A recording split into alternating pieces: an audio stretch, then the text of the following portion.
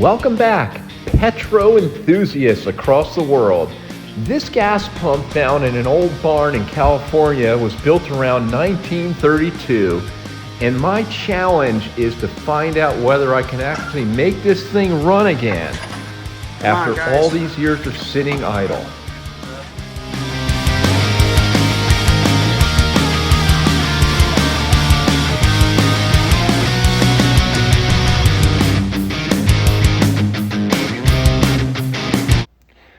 This was a barn find of a lifetime out here in California. This is a Bennett Model 450 twin clock face gas pump built around 1932. Right away when we pulled it out of the barn, we noticed this unique idler gear here. This gear is spring-loaded on a shaft. A hand crank went into the center hub during a power outage or a rolling blackout, and these were typical during the war years. You can push inward and crank this thing over by hand and fuel up an automobile. We also noticed that the one on the left side was missing, but upon moving the pump, fortunately it was found laying in the bottom near the base.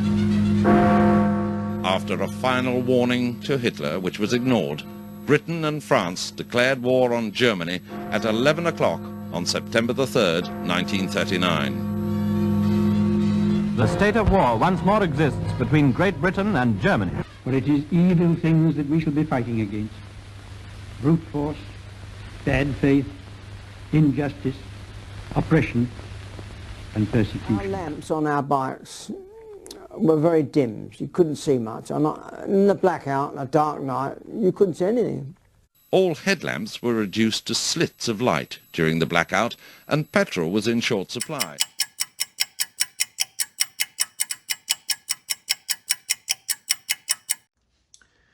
Just to go over some basics of gas pumps, this right here is the actual pump. Of course, that's the electric motor there.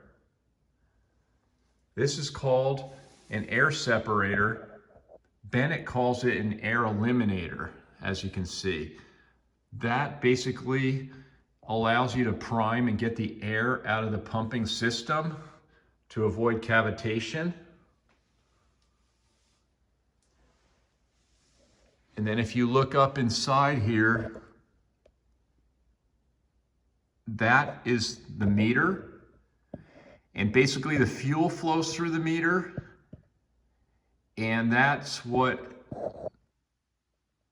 causes the clock dial to turn, and it is calibrated and tested by the weights and measures. This is a state of California weights and measures sticker. So basically they make sure if this pump is saying it delivers 1 gallon, that it actually delivers 1 gallon. They use a can with increments on it to test these pumps.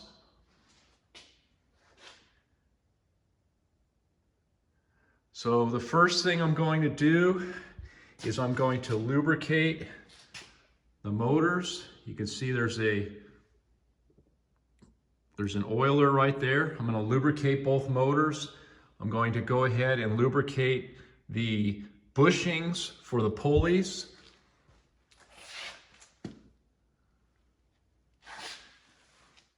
I'm going to remove the plug right here at the top of the pump mechanism and fill it with some ATF and try to work these things loose. One of them barely turns a little bit and the other one's completely frozen, which is very common when you have gas that varnishes over the years. Pumps that were run with diesel fuel only are usually always free, and they're the easiest ones to get running and even pumping. This one obviously was used to dispense gasoline, so it could be a little bit of a difficult one to free up and get running. We'll see. And that's basically an overview of this beautiful Bennett 450 gas pump. I have mentioned this in my past videos, but this is my favorite penetrating spray, catalyst, whatever you want to call it, that I've used. I've tried many different ones, including Break Free and several others.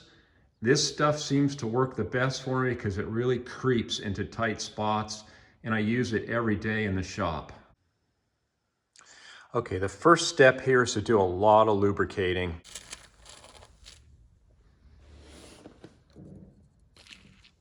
You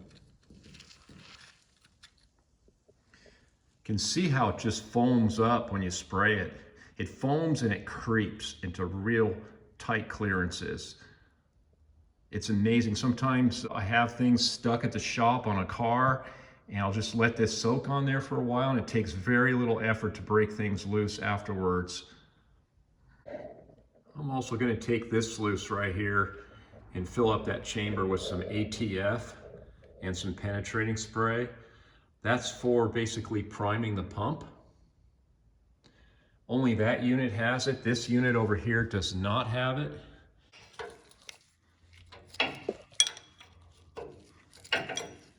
One nice thing about this pump is, being that it's from California, it doesn't have all that heavy rust. A lot easier to work on.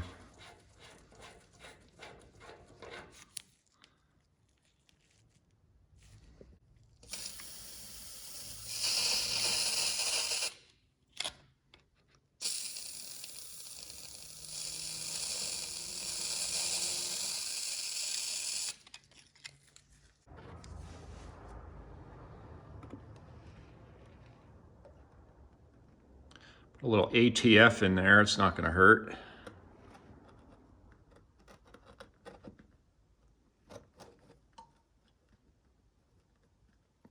And that's what we want. See, it's coming out of the inlet now, along with the penetrating. That's what I was hoping for. On this one over here, it's a little tougher because it doesn't have that port. It's already starting to move.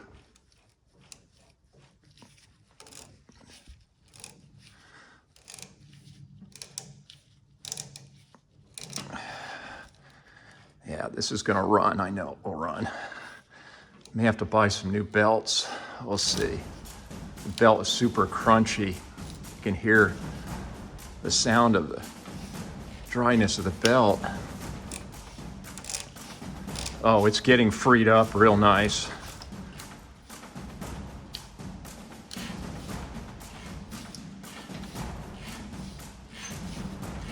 The more I turn it, the looser it's getting.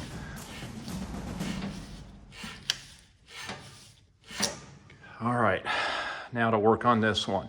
This one's gonna be a little tougher, but I will get some fluid in there and see what I could do. Okay, I just broke this loose right here because putting fluid in the air eliminator did not get actually into this pump assembly down below. There's probably a baffle in there. So I'm removing this valve right here, and I'll be able to add some ATF and penetrating oil directly into this chamber, which goes right into the pump where the vanes are. Also, looking at this valve will tell me about if there's any corrosion in this pump or how clean it is. It's actually very clean, as you can see. It is a brass valve and it moves freely. This is a really good sign that this pump will operate. Most of the time you pull these out and they are so frozen. So I'm gonna go ahead and lube this up, reinstall it. I'm gonna put some ATF, some penetrating in here, oil in here, and work this pump. But this is just an example of another way that you could lubricate a pump without actually removing the entire pump and disassembling it. Well, I did not wait all night. I became a little impatient. Let's just see if we can move this thing. Oh yeah, it's starting to move.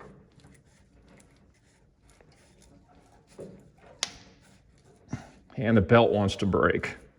But yeah, it's gonna free up fine. Both units are moving now.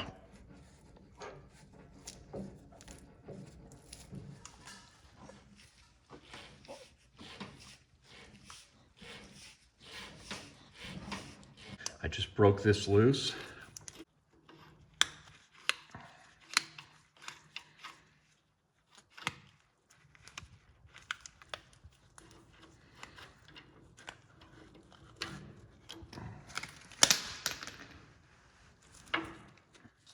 Okay. All right. We have 3 wires here.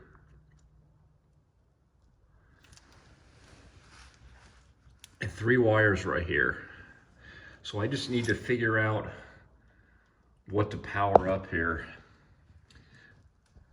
And then we have this mess right here where there's multiple wires joined together from the factory coming out of this electrical box. And then there's these 2 that were cut off. This is going to be sort of an interesting experiment, to say the least. Who knows, I might blow a breaker tonight. But regardless, I am not going to give up. Moving right along here, I have to add a disclaimer. I do not recommend doing this at home or in your workshop. I recommend that you hire an experienced, licensed electrical technician, electrician, to rewire your pump and your lights properly so you know you won't have an issue with a short circuit, a fire in your shop, your office, or your home. Thank you. Switch there and a motor switch right here. This is really cool. Check this out. I thought this was a kill switch in case somebody drives off with the pump hooked up. And it could be designed that way, but when you take the hose and nozzle off and pull, it pulls a chain right there. And look at that. It moves the switch to turn on the electric motor to pump fuel. That is a brilliant design.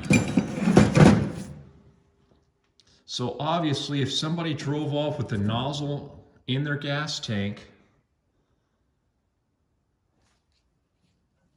once it pulled and broke loose, it would shut the pump off.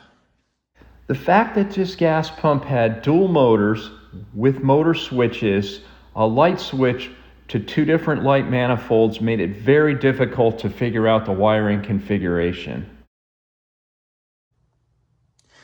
Okay, the best that I could tell, I hooked up an old extension cord to wires going into this conduit that I believe are for the lights on this gas pump. Bennett used a switch, as you can see right there, for the lights. And there is a hole in the side of the skin, so you could reach in to flip that light switch. And that's it right there.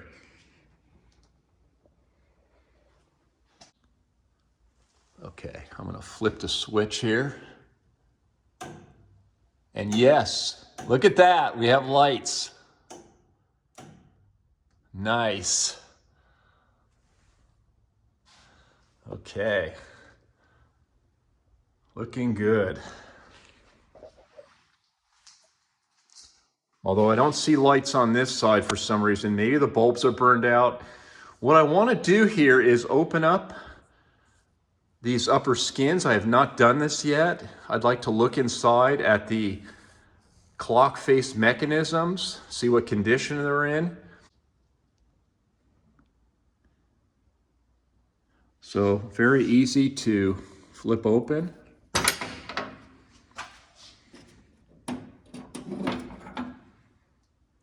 Now let's do a reveal here and open this thing up.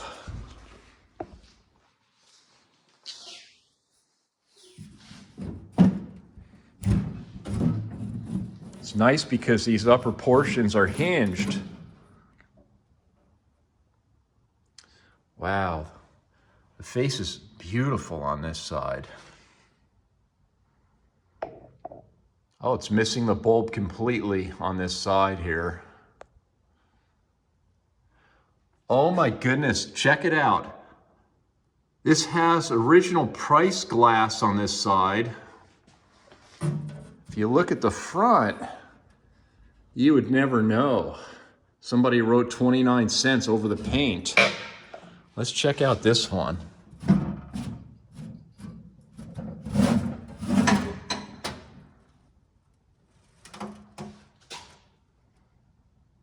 nothing there. But again, look how clean this thing is.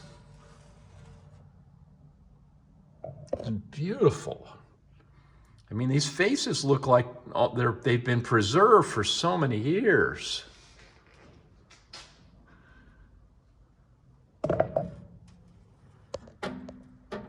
I see something on the other side. Let's walk around and check out the other side as far as price box glass.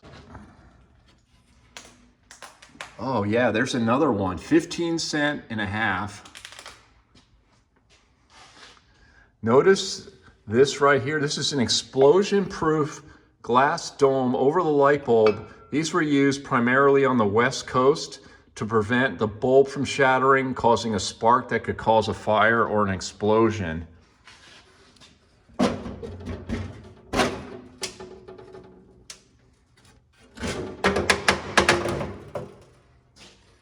Oh my goodness, look at that. This right here is this is an oil can that's been rolled out flat, upside down to cover the hole for the price box.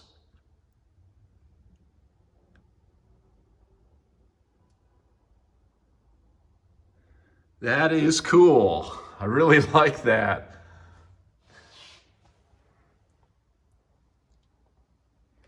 Now we need to get these motors running. But again, even on this side, look how beautiful these original faces are. This is a well-preserved gas pump. And there should be another explosion-proof dome on this side as well as the other side. I'm going to have to find some in my stash to complete this. I think what I'm going to do is I'm going to flip these around and maybe put them on the other side. I think I have two good price insert glasses. I'm going to put them on one side, and I'll probably just leave that alone. That's kind of a neat conversation piece right there.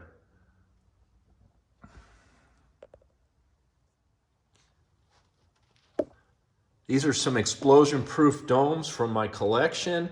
I have many more than this, and we'll just see what fits well on this pump and go from there. Okay, after many hours, I have something to share with everybody. First off, we got the lights working with the original light switch.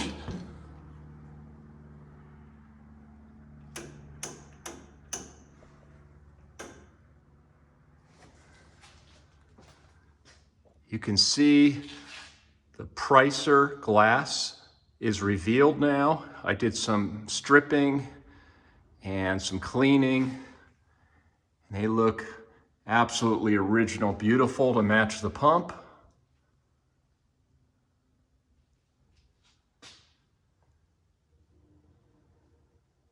Okay, I had a major issue here with trying to get these motors to run, and let me tell you why. There's a dead short in the original cloth wiring somewhere in the conduit, so I had to rewire both electric motors and both switches.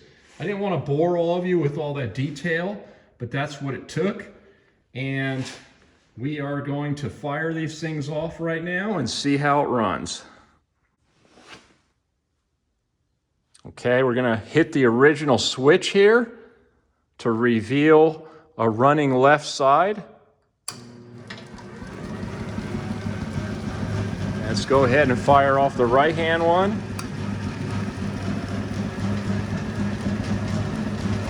And there you go. 1930s Bennett twin 450 gas pump comes to life.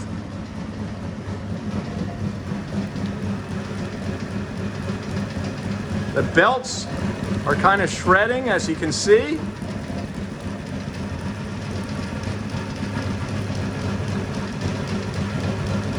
But she's a runner. Woohoo!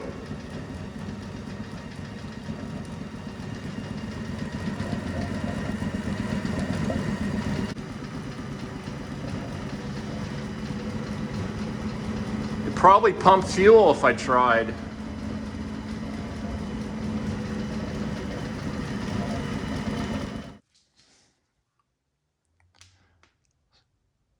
Right hand pump on.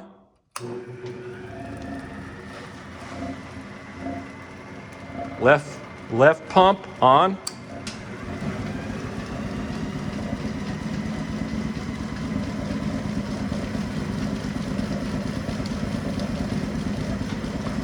She sounds healthy. It's amazing after all these years that this unit can actually run again.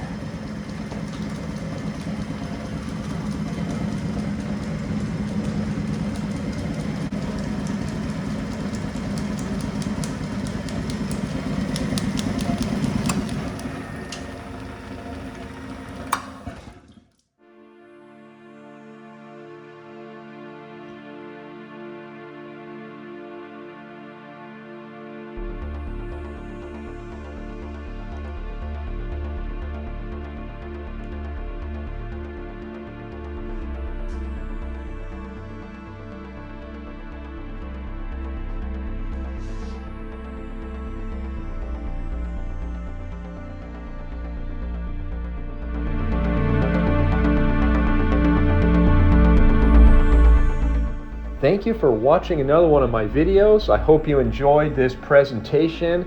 I really enjoyed working on this cool barn find California pump, and it was nice to see it run again. Until next time, take care.